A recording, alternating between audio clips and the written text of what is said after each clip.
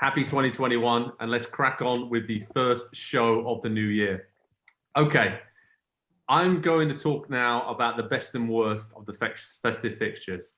So what stood out to you guys, sort of a naughty or nice list from around the Premier League, if you will, to keep that festive theme. Nick, I know that there was a few things that you really enjoyed from this festive period. So why don't you start off with some of the positives that you saw? Okay, just the positives. I'm going to go with the tie, and it's with Everton and Man City. I just really like watching these teams play, and I also like when we see managerial flex. We see the tactical flex, and with Carlo Ancelotti and Pep Guardiola, we've seen two different situations now. Guardiola's defense is really shored up, and it's no surprise that we've seen this extra focus with Aguero out and now Jesus out as well. So it'll be interesting to see how they play once Sergio is back and firing. Ancelotti, Everton had quite the bad record when Richarlison didn't play, even this year. And what we've seen now is when he's been down a little and Calvert-Lewin hasn't been at his very best and James has been injured, look at the goals allowed and the chances allowed in these last few games. I'm very impressed with them, and I'm not going to predict it, but I want to go back to what we talked about earlier in the season, and this probably goes for one of Andy's points as well. Everton does not have fixture congestion. These other with the exception of the remake of Everton Man City, a lot of these other teams do. Don't be surprised if James gets healthy and they come back and really make a statement this year. Andy, what about you? Who else had a good festive period, or what was sort of the best of the festive season for you? Yeah, there's always one of those non-European competing teams that does this.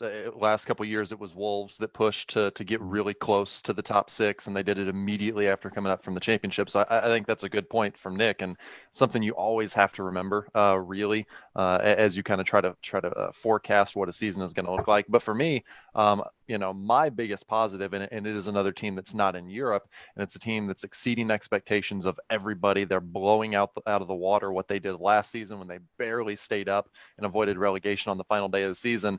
And I've talked about them a few times this season. I guess I'm becoming kind of the resident Aston Villa, hey, don't forget about them guy here on PST, but they're pretty good. And they had mixed results over the festive period. They had a win, a draw, and a loss. But the draw came against Chelsea and the loss came against United, and it could have very, very well have been a draw as well, if not for a late goal. So, Dean Smith is really working some magic there at Villa Park, and, expected goals, loves them at the moment. The second most expected goals per game in the Premier League, but just not a lot, but just behind Liverpool at the top of the expected goals table. And they're about middle of the pack in terms of expected goals allowed. So if you've got an elite attack, all you need is about a league average defense, and you can really, kind of find yourself in that conversation for top six, maybe top five, top four. They are one of the couple teams that has 2 games in hand at this point, and you kind of look down the line.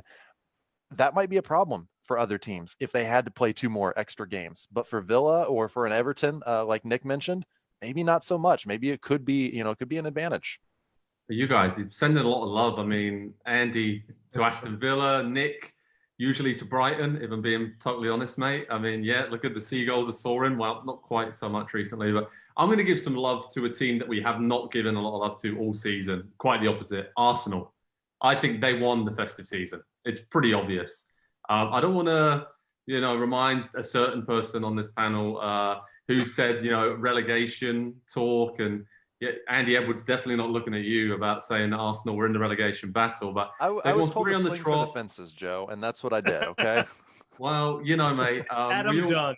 We all, things can change very quickly over the festive period. That's all I'm going to say. But it was brilliant. I mean, it was almost forced upon them with some of the issues they had with players self-isolating and injuries. So, to see Martinelli come back in after his injury, and then Smith Rowe come in and do brilliantly in that central creative area. That's the spark they needed with those young players. And for me, that was the team that won the festive season with the best of that period. But okay, so who woke up on Christmas morning with a lump of coal in their stocking, and then that bad mood carried on throughout the new year? Andy, I'm going to start with you. Who had the worst festive period for you, and what was the big sort of negative takeaway? Let's go straight to the top of the table. It has to be Liverpool, right? They were in a position before Christmas got here. They could have been 5, 6, 7, 8, 9 points clear, maybe, depending on how results could have gone elsewhere. And in 3 games, they picked up 2 points. It's a really, really bad moment for Liverpool. 2 draws and a loss. Southampton have been easy to root for this season, but I don't think any team that's has dreams of winning and retaining the Premier League title needs to be losing to Southampton at this point of the season as we're really getting into the meat of it. And I just worry about the injuries. We've talked about it a number of times, and Jurgen Klopp managed to piece it together for a while and figured out some solutions for the center backs that were out, but now he's without midfielders. Now he's starting to lose attackers as well. It's just all over the field. And I think that is going to then roll into is a lot of fatigue from other players because they are being asked and relied upon for so much at this point of the season. And then we're going to see what more injuries are going to come at a certain point. Trent Alexander-Arnold looks absolutely dead on his feet. He put in one of the, for by his standard at least, one of the worst performances that we've seen in quite a while. Over the weekend.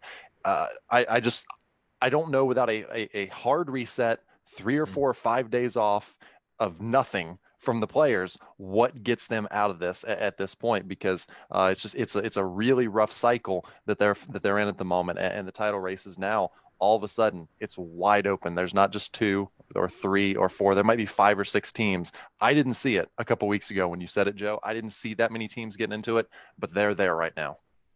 Well, you don't have to call me a genius, but you can, and that's fine. Nick, what was the negative over the festive period for you? Yeah, well, I'll piggyback a little bit off what Andy said, because I think what we're seeing with Liverpool is a team that, like Man City earlier this year, sometimes you make a lot of chances and you don't convert them, and everyone says you stink. So we've seen this with City. We saw it with Chelsea last year. You need finishers, and so I would point to Liverpool's front 3. But I want to look to the first game of these 6 games. Let's go a week before the festive fixtures when Fulham drew Liverpool 1-1. Fulham's been so cagey, and I really like them so much for how they've improved under Scott Parker. And this is where I want to point to the negative.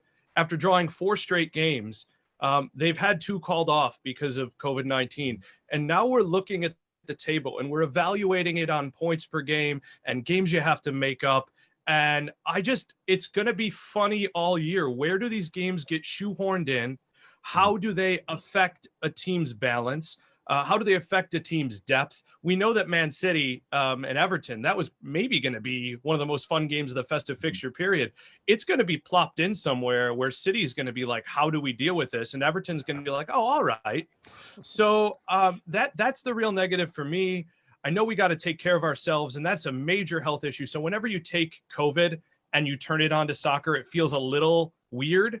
But for teams like Fulham, who missed 2 games, one against Burnley, when they've been playing at their best and cagiest of the season, I just wonder how these growing postponements will affect the title race and the relegation race.